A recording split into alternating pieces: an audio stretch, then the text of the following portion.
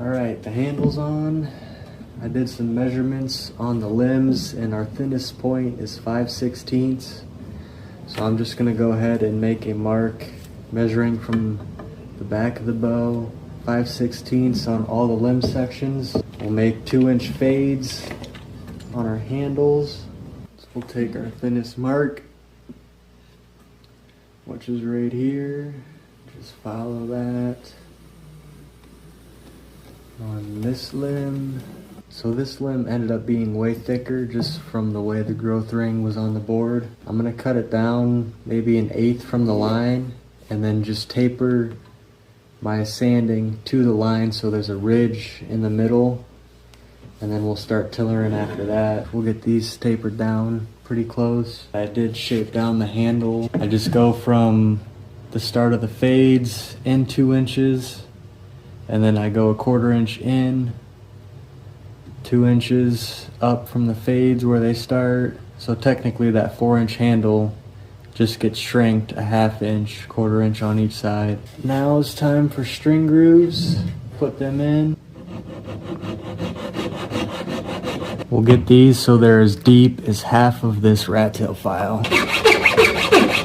Since this bow is pretty thin, I'm just gonna start by seeing how the tiller looks with the string. By the looks of that, I need to take material off the upper section of this top limb, and the whole bottom limb looked a little stronger than the top, so we'll start with that.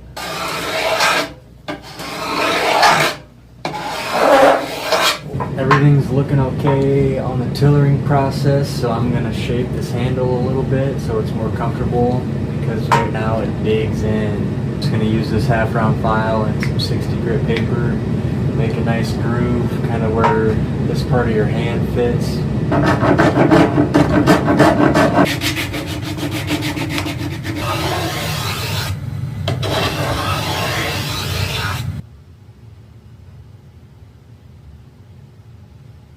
Alright, we got her braced up a little bit, probably 2 inches. Looks pretty even. Everything's going good so far. Got plenty of strength on it.